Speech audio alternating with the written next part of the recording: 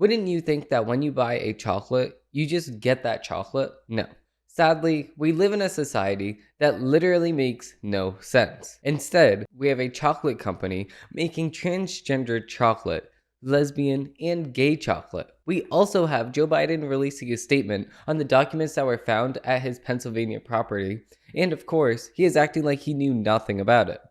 We also have Fisher-Price recalling a baby rocker after it killed 100 babies, and frankly, too little, too late. All of that and more on today's episode. My name is Demetrios Araujo, and you're watching The Demetrios Araujo Show. I got facts over tracks, this and that, spitting slow, spitting fast, I could roast, I could gas, think I'm okay at last, but I don't know if that can erase all the past.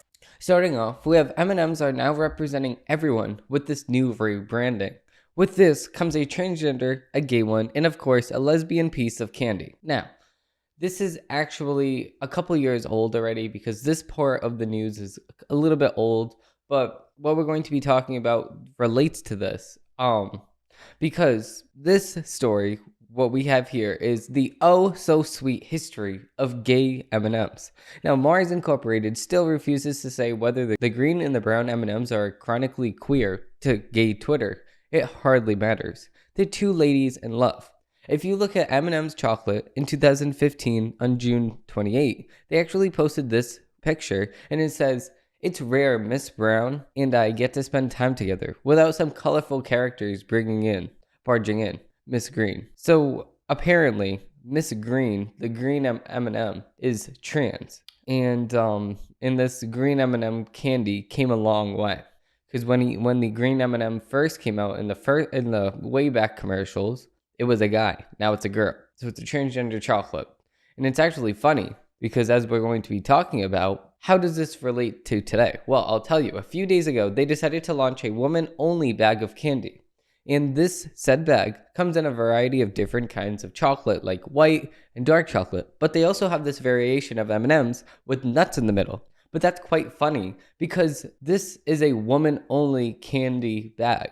Here, they are saying that some women have nuts. And that is as correct as I could put it myself. So this bag of candy that they released, they say supporting women flipping the status quo upside down. So then we see a bunch of these figures all upside down. So it's just frankly really funny. They have the nuts in the middle. And they teamed up with this LGBTQ company to do this. So it's just a lot. And then they come out with the purple color. And then the ad all about this purple color is about being you and being the real you.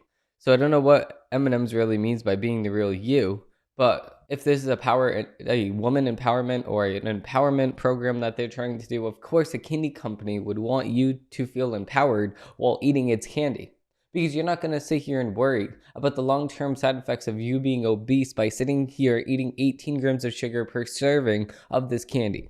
Now, with that being said, we're going to be moving into the Doesn't Take segment.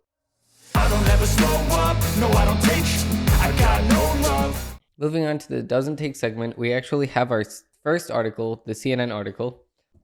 We have Biden says that he was surprised to learn government records, including classified documents, were taken to his private office. Oh my God, what? You had no clue about this? Oh my God, wait a second. We don't believe that for a second. We don't believe that for a minute, a second, a millisecond. We don't believe that. You were vice president 7 years ago. You took this documents to your private property. Like I said, during the Trump investigation for this, it is perfectly reasonable for you to take your work home at the end of the day. But for you to leave it there and not take it back to work the very next day is you being irresponsible with the documents. You should not leave the documents at your facility. Even though it is in a locked area of your property, it's a little bit better because it's in a locked cabinet. But like I said the last time, this is a lot better than what Hillary Clinton did with the servers. If you're having a piece of paper and you lock it behind a safe with Secret Service constantly at your property, it has nothing, that's not going to get into the enemy's hands, trust me.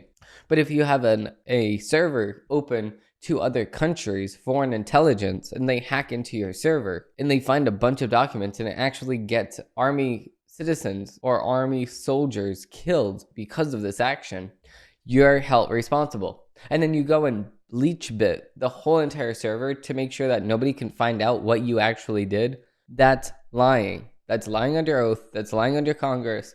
That's obstruction of justice because you're trying to cover up what you did. It's like a killer washing his hands after the crime, washing everything around it so nobody can find out who did the killing. No, you can't break the law and then just say, oops, well, I cleaned my hands and it wasn't me. Moving on to the next article, we actually have Lynette Hardaway of pro-life duo Diamond Silk has passed away. Now, this is actually very sad because I used to really support them. And of course, it's always sad when somebody dies, but it's more sad when you got to know those people. And I actually don't know exactly how they die, so let's read into this article. The official Diamond and Silk Facebook account announced the death in a post on Monday, and similar announcements were posted to the pair's official Instagram and Twitter accounts. No additional details on the death was provided. Hardaway, known as Diamond, was 51 at the time of her death, according to the New York Times. The world just lost a true angel and a warrior patriot of freedom, love, and humanity. Diamond blazed a trail founded on her passion and love for the entire race of humanity. It is in this time of grief, please respect our privacy of Diamond's family and please remember to celebrate the gift that she all gave us. Memorial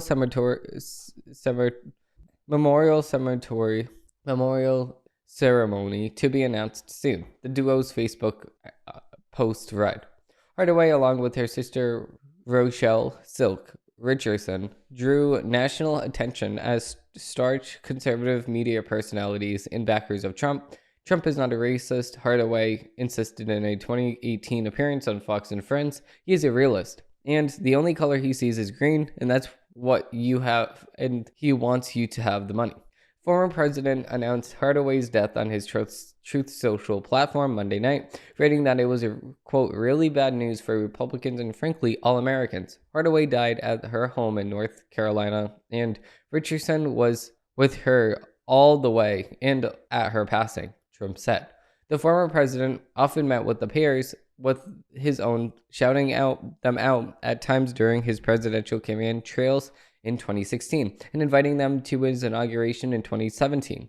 They become fixtures around the Trump White House, attending Black History Month event there in 2020. The pair leveraged their relationship with Trump into hosting their own show on Fox's streaming service, Fox Nation, shortly after it launched in 2018, but Fox decided to part ways with the two women in April 2020 after they have made a series of false or misleading statements about how to combat COVID-19. Okay, Fox, I'm very disappointed in you. You literally canceled and canned these people just because they were spreading something that wasn't the mainstream narrative of the time. Fox, come on. The Daily Wire should take them in, or they should have took them in at the time. Moving into the next article, we actually have an MSNBC article. It's this one. Biden isn't on the same planet as Trump when it comes to classified docs. We're all waiting to see if Justice Department Special Counsel Jack Smith brings charges against Trump related to classified documents at Mar-a-Lago. But whatever happens there, don't be fooled into thinking that the President Joe Biden faces the same legal danger of records found at his think tank in November. As CBS News first reported on Monday, Biden's personal attorneys found roughly 10 documents from his vice presidency while cleaning out an office at Pennsylvania Biden Center of Diplomacy and Global Encouragement in Washington.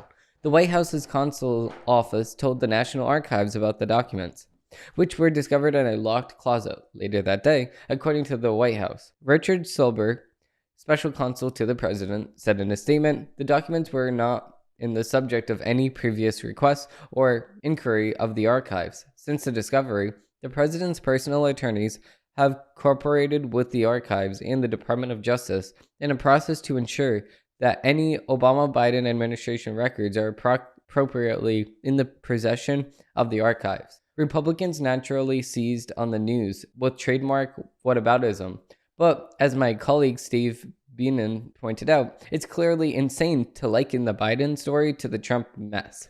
Actually, it is not insane to compare the same two. I'm standing on my principle. You're not standing on your principle because you threw your principle out the window years ago. You, MSNBC, CNN, and NPR have no principles whatsoever. So if you are sitting here trying to point out anything and saying that it is clearly, quote, insane to relate the two, it is not insane to relate the two. One person had classified documents inside of their personal house, and then another person had another classified documents inside of their personal office. It's the same exact thing. The only difference is that you hate Orange Man, but you love Uncle Joe. That's the only difference here. The clear and obvious difference is those two things. You have a clear bias against Trump, and you have a clear bias for Biden.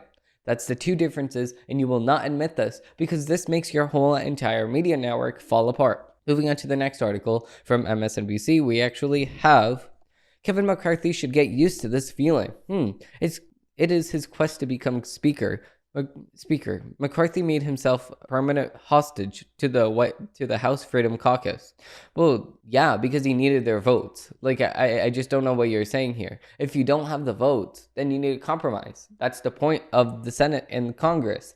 If you don't have the votes to pass a bill, you need to get the votes. If you need to make compromises, that's what you're supposed to do. Like, I just don't understand what you think this is. Update, January 7th, 2023. This piece has been updated to reflect Republican Kevin McCarthy finally becoming House Speaker early Saturday morning after 14 failed ballots and a dramatic final round. Kevin McCarthy should get used to this feeling. The California Republican spent Thursday living through his third day in a row, failing to become House Speaker on ballot after ballot. And between humiliations, it's not even humiliations. You're sitting here making compromises for yourself to get in. It's not a humiliation. That's how humiliating. We have our senators actually working. Oh my God. Kevin McCarthy should get used to this feeling, they say. As of Friday afternoon, when the House prepared for a history-making 12th vote, oh, so embarrassing, McCarthy still hadn't found enough backing to get the majority he needed. In the process of doing so, he offered up enough concessions to fundamentally alter the power structure of the 118th Congress, managing to peel off several holdouts in the process. In doing so, he prepared to make himself a permanent hostage to the extreme members of the party.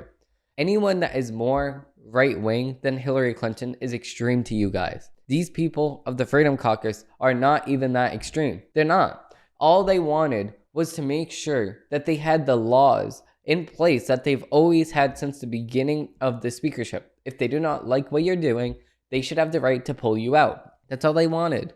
But of course, Nancy Pelosi took this out when she was Speaker of the House.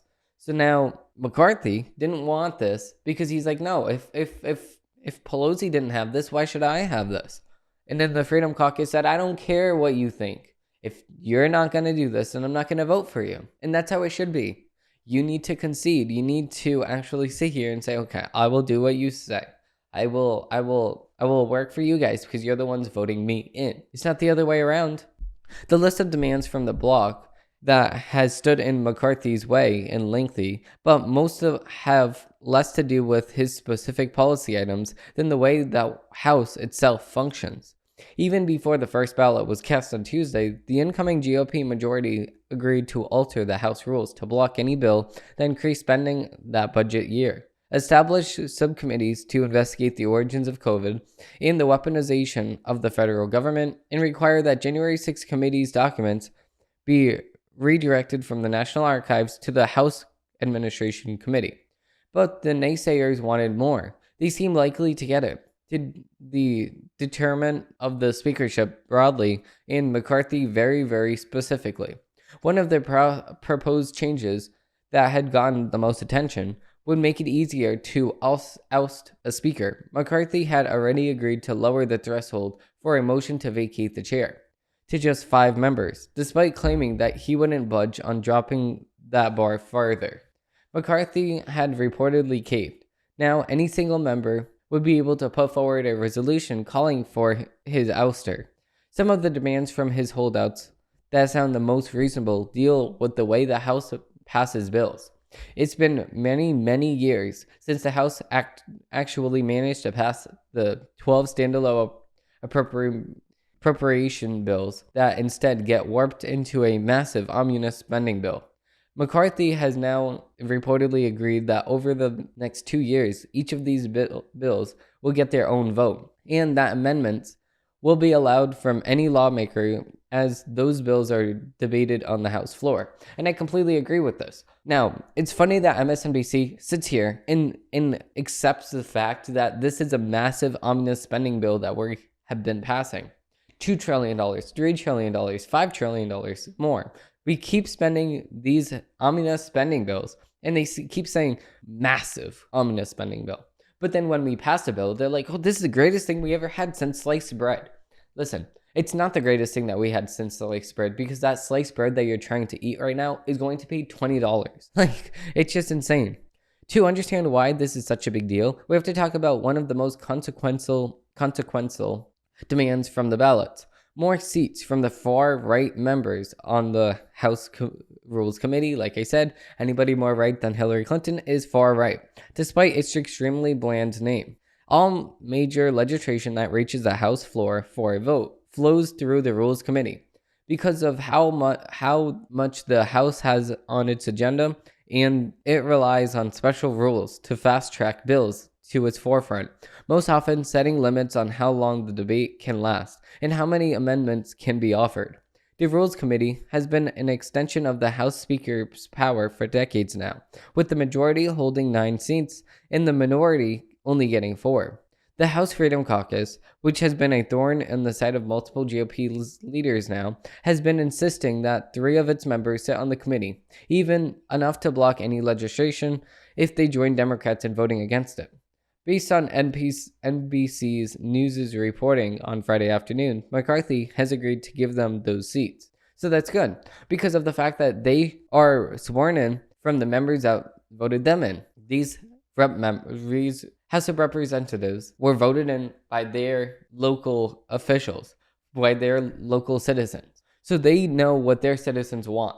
So if their citizens don't want them to pass a bill, then they're going to sit there and obstruct the bill, because they are doing what the citizens that voted them in want to do.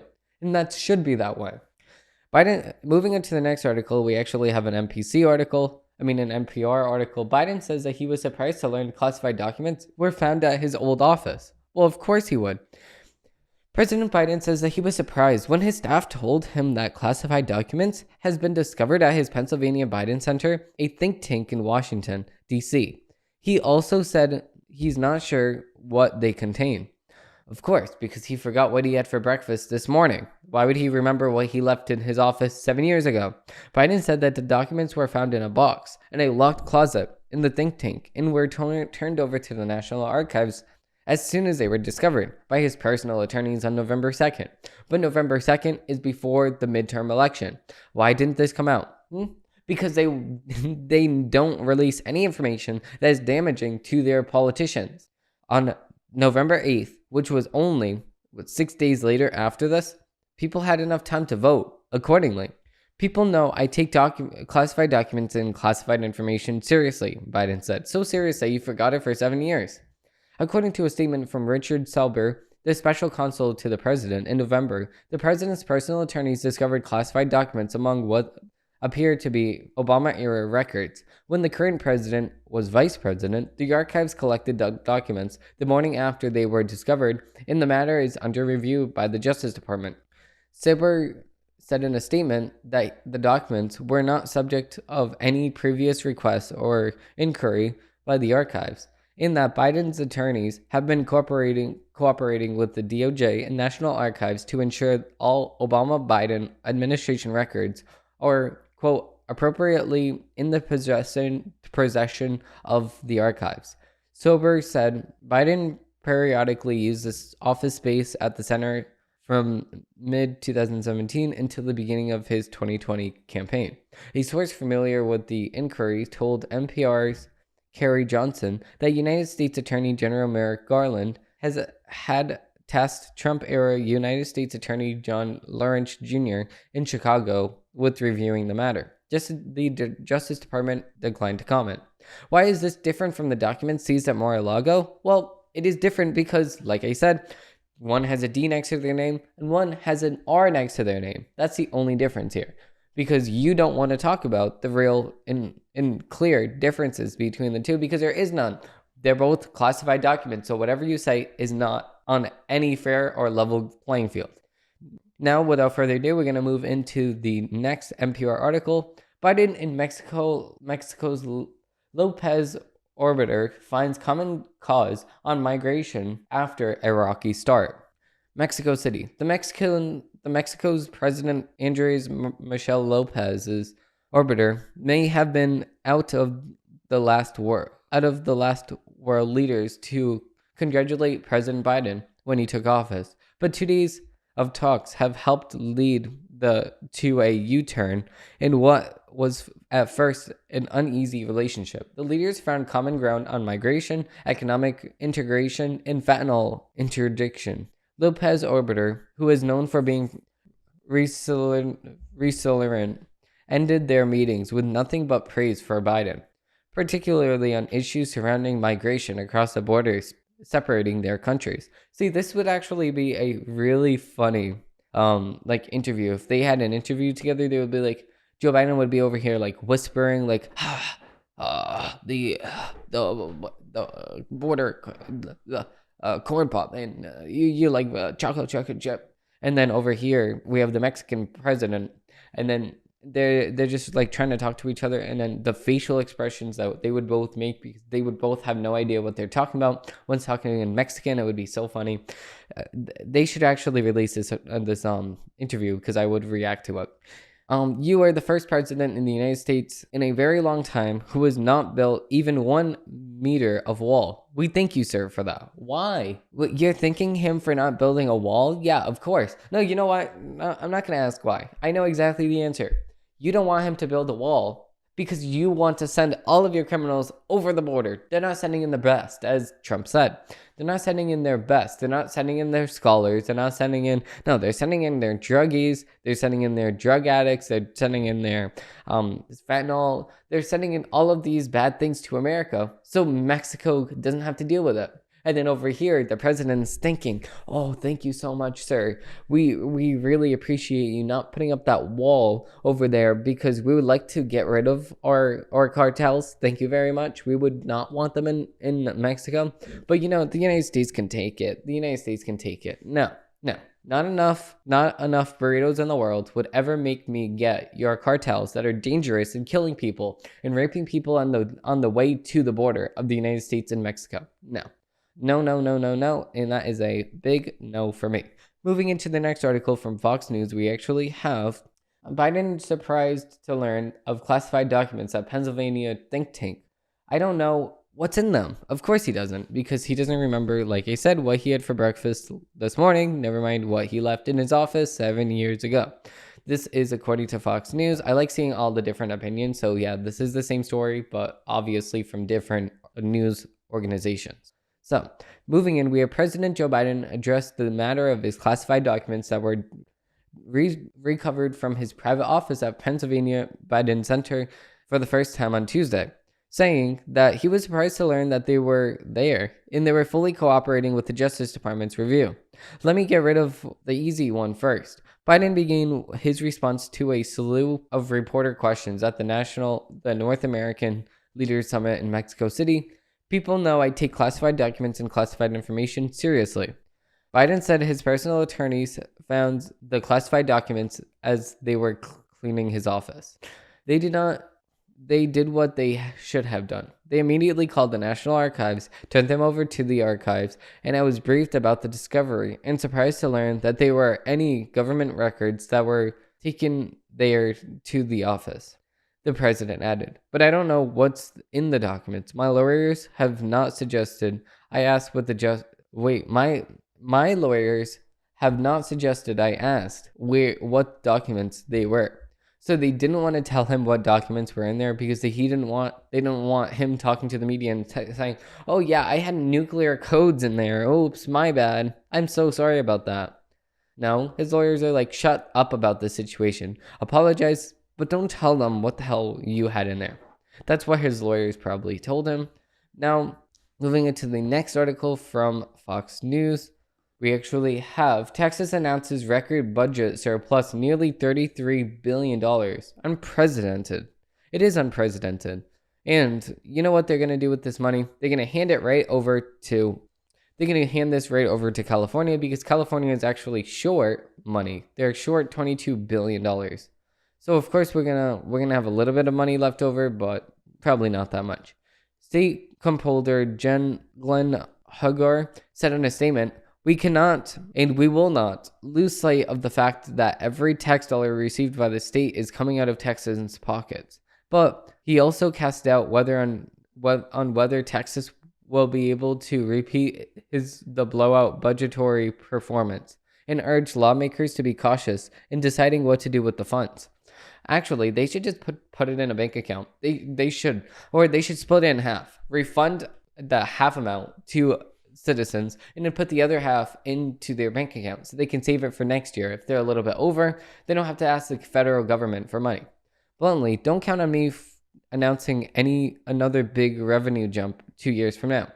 The revenue increases that we have seen have been in many ways unprecedented, and we cannot reasonably expect a repeat, Huger said.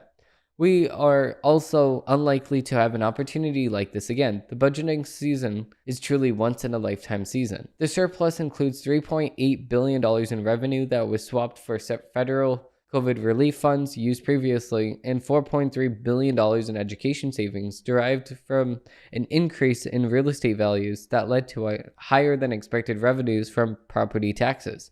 The state's two largest sources of tax revenue were the sales tax and the oil tax.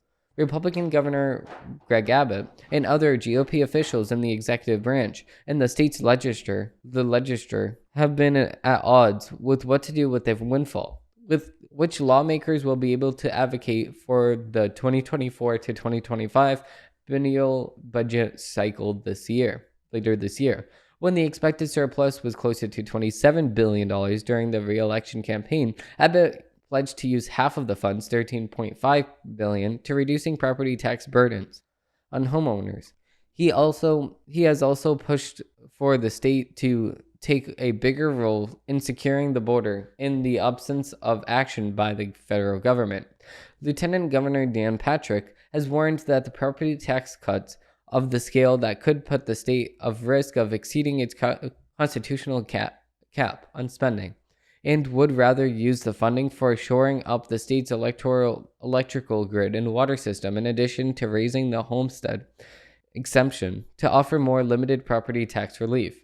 House Speaker Dade Flynn has called for infrastructure investments, including the expansion of broadband internet coverage and improving roads, along the sustainable property tax relief that won't create physical headaches in the future. Patrick and Flynn are members of the state's legislative budget board, which voted to allow roughly $12.5 billion in additional spending for the next budget cycle. The lawmakers wouldn't have to vote to override the determination if they want to spend more. For his part, Hager suggested that the lawmakers should consider tax reductions and infrastructure spending proposals that wouldn't create recurring demands on the state's general revenue that could become difficult to meet in the future if the fiscal outlook declines. By law, about 10.2% of the funding has to be set aside for the state's rainy day fund.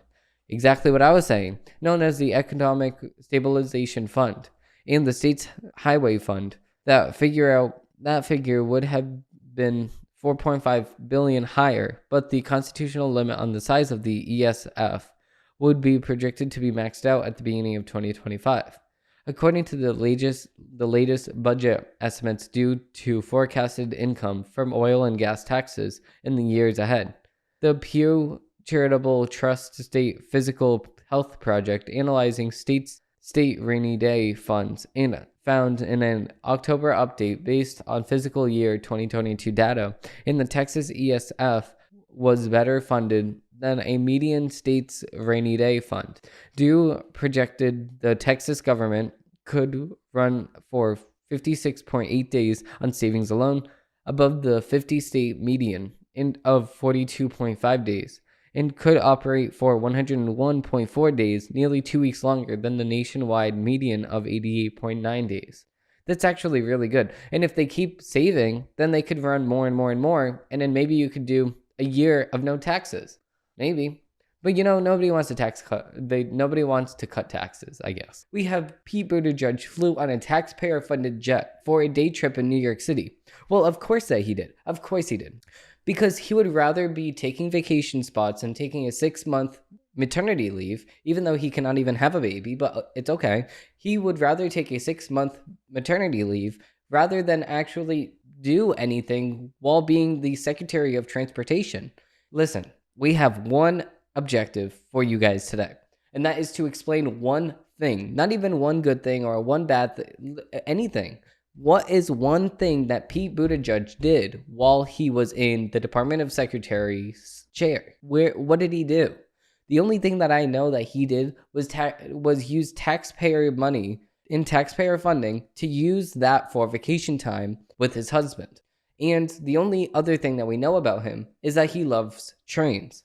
Going on with the article, we have President Joe Biden's Transportation Secretary Pete Buttigieg reportedly flew on a taxpayer-funded jet from Washington, D.C. to New York City before returning to D.C. several hours later. According to a calendar obtained by Americans for Public Trust, on April 7th, Buttigieg flew on a government jet operated by the Federal Aviation Administration, the FAA, from Ronald Reagan's Washington National Airport in Washington, D.C., to a small executive airport near New York City, according to an internal agency calendars obtained by Americans for Public Trust, APT, and shared with Fox News Digital. Later that day, Buttigieg returned to Washington, D.C. on the same jet, a Cessna Citation 560 XL, to attend a White House meeting. While in New York, Buttigieg held a 40-minute meeting with American Civil Liberties Union President Deborah Archer and a 20-minute meeting with Department of Transportation employees. Buttigieg also took an hour out of his schedule to conduct an interview with the host of the Breakfast Club radio program. Just one day after his trip to New York City, he traveled back to the city again, but this time on a commercial airline. During his second visit, Buttigieg attended a convention held by the El Chaperone funded National Action Network and appeared on The View before returning to D.C. via train later that evening. A last-minute meeting at the White House interrupted Buttigieg's pre-planned 2-day trip to New York City, according to a DOT spokesman. The agency spokesman also claimed that the $228 spent on the government-funded jet was the most cost-effective transportation. A DOT spokesperson told Fox News. Secretary Buttigieg's seat on the FAA aircraft on April 7 cost $228 each way. Due to a late notice schedule change, he had to travel back to Washington for a White House meeting, which fell during a previously planned 2-day trip to New York. He used the department's aircraft to travel on April 7th because this was more efficient and less expensive than a last-minute airline ticket. Now, how do you have a meeting and you don't even know that the meeting exists until last minute? That's just an excuse on his part. The next day, he flew back to New York City on the American Airlines to resume his planned appearances and meetings there. And then he used Amtrak to return that night to Washington. APT's reporting on Buttigieg's New York City trips comes days after they revealed the transportation secretary had used government-funded jets nearly 18 times since entering office. Of course, he would go on a private jet and he would use government funding to go on jets, even though he's going to sit here and say that we should all ride bikes to work. Your jet just contributed more to the environment in your own words than our cars do on a daily basis. So what are you sitting here destroying the planet? How dare you, in Greta Thunberg's terms, how dare you destroy the planet and tell us to sit here and not use our car and use bicycles to get to work? Like, are you serious right now? As the self-described second biggest fan of real in administration, only behind the president, it's laughable Secretary Buttigieg flew private to New York City to meet with the head of a liberal dark money group instead of taking Amtrak. He clearly thinks his time is more valuable than the taxpayers, who are left not only dealing with the fallout of his travel management, but are also left footing the bill for his taxpayer-funded jet, despite admonishing the American public to reduce their carbon footprint. Buttigieg is once again prioritizing his convenience over the environment, and that is according to Switzerland. Energy Information Administration data from April shows the government-funded jet would have burned an estimated of $1,060 in fuel.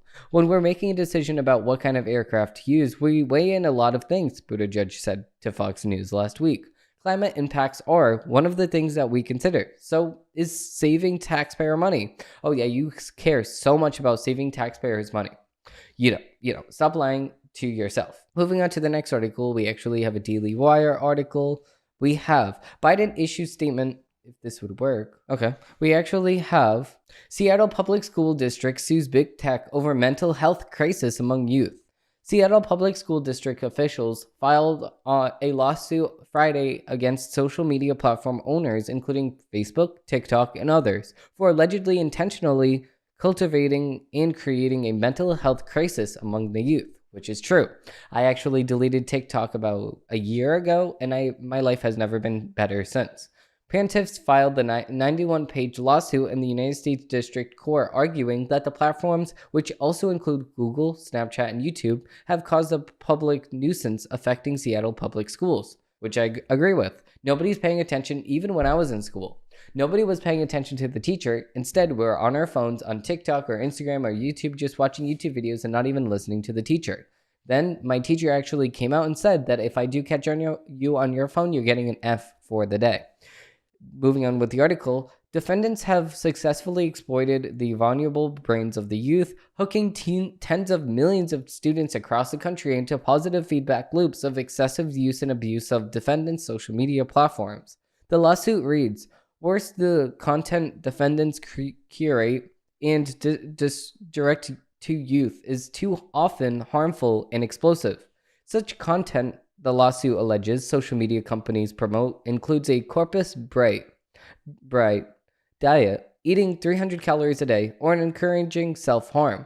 Other mental health harms the lawsuit accuses big tech of cultivating among the youth, including anxiety, cyberbullying, and suicide. Of course, with MoMA. The lawsuit argues that students experiencing mental health issues perform worse in school and are less likely to attend class while engaging in substance use, which directly affects Seattle Public Schools' ability to fulfill its educational mission. Seattle Public School District claims that approximately 30% of students reported feeling sad or hopeless or for more than 2 weeks between 2009 and 2019, which caused them to stop engaging in some typical activities. District officials further argued in the lawsuit that the state of children's mental health led to the American Academy of Pediatrics, the American Academy of Child, Adolescent Physiology, and Children's Hospital Association to declare a national emergency, and the United States Surgeon General to issue an advisory to highlight the urgent need to address the nation's youth mental health crisis. President Joe Biden drew attention to social media platforms in his 2022 State of the Union address, alleging that the harm social media has on American youth should implore all to hold social media platforms accountable for the national experiment they're conducting on our child for profit. District Superintendent Brent Jones told the Daily Mail in a statement that it has become increasingly clear that many children are burdened by mental health challenges. Our students, our young people everywhere, face unprecedented learning and life struggles that are amplified by the negative impacts of increased screen time, unfiltered content, and potentially addictive properties of social media, Jones said. Other public social officials said, according to Insider Paper, they are holding social media companies accountable for the harm that they wreaked on social media, emotional, and mental health of students. The increase in suicides, attempted suicides, and mental health-related emergency room visits is no coincidence, the statement said. Jose Castaneda, a spokesperson for Google, which owns YouTube, told the Daily Mail the tech giant gives parents tools to limit screen time for their children and prevent certain types of content on their devices. We have invested heavily in creating safe experiences for children across our platforms and have introduced strong protections and dedicated features to prioritize their well-being, Christianetta said. District officials said that they anticipate that defendants will raise Section 230 of the Communications Decency Act, which provides immunity from liability in certain cases as a shield for their conduct. However, the plaintiffs argue the law does not protect the defendants' own acts in designing, marketing, and operating social media platforms that are harmful to youth. Plaintiff is not alleging defendants are liable for what third parties have said on defendants' platforms, but rather the defendants' own conduct, the lawsuit reads. Defendants affirmatively recommend and promote harmful content to youth, such as pro-anorexia and eating disorder content. And I completely agree with this. If you go on TikTok, you see all sorts of mental issues and mental illnesses like transgenderism and stuff like that, and they actively promote this. And actually, the president of the United States met with one of these people that have a mental health issue, and that is Dylan Mulvaney. The president of the United States met with one of the most popular TikTokers on the platform, Dylan Mulvaney, which is a transgender woman, which means a fake woman, a real man. And they were talking for quite a while with a bunch of other people in the stage itself. So that is a whole nother conversation for another day. And I think we actually did talk about this before. But moving on with the next article, we actually have Fisher-Price recalls rock and play sleepers again after seat now linked to over 100 baby deaths. Okay, listen. We don't even have to read the article, which we're going to read anyway because it's kind of a short article anyway. But one baby death is too much when it comes to baby rockers. No babies should be dying from a baby rocker. You're going to put your baby there because you want them to fall asleep and you don't want to rock them yourself, which my dad used to do himself because they didn't have this invented when I was little, which would be good if it was invented, but it wasn't. But knowing that it killed over, in 2019 alone, over 30 babies, which is crazy. Millions of Fisher-Price rock and play sleeper infant seats are being recalled an additional time after the seats have now been connected to deaths over 100 babies. Around 4.7 million Fisher-Price rock and play sleepers were first recalled in 2019 after 30 babies have reportedly passed away. However, over 70 more deaths have been reported since they were originally recalled. 8 of those reportedly transpired after the recall was declared. In 2019, the American Society of Pediatrics rushed for the United States Consumer Product Safety Commission, CPSC, to take the baby sleeper off the market. The demands came with reference to a Consumer Reports investigation that discovered 32 babies had died while in the baby seat since 2011, which included 10 since 2015, that were discussed in a Fisher-Price CPRSC safety alert released in 2018. I am thrilled that the United States Consumer Product Safety Commission and Fisher-Price took the advice of the American Academy of Pediatrics and issued a recall of the rock and play sleeper. Ben Hoffman, MD, chair of the AAP Council on Injury, Violence, and Poison Prevention, said at the time, this product is dangerous and I urge parents and caregivers to stop using it right away. As a pediatrician, as a doctor and a father, I know that that infant sleep is a major concern for families, and doctors are ready to work with as many parents as possible to find solutions to help everyone sleep safely and soundly, Hoffman noted. We know that inclined sleepers like the rock and play are not safe and put babies' lives at risk. I am glad to see this product off the market and urge parents to talk to their doctors about how to keep their babies safe during sleep time and any time. Fisher-Price told Customer Reports in a 2018 article about the investigation that they knew of around 32 deaths, but it did not think that any deaths have been caused by the product, pointing out that many situations where a medical/health conditions was identified as the cause of death, and or those in which the product was clearly used in a manner contrary to safety warnings and instructions. Well, you should hope so. You should hope that they're not sitting here saying and actively agreeing with the fact that this baby rocker is actively killing your baby if you put it on. That would put a scare. Early last year, Consumer Reports reported that dozens of people who bought the sleeper were using Fisher-Price and parent company Mattel, claiming that they were never notified about the recall. That's ridiculous. They should have been.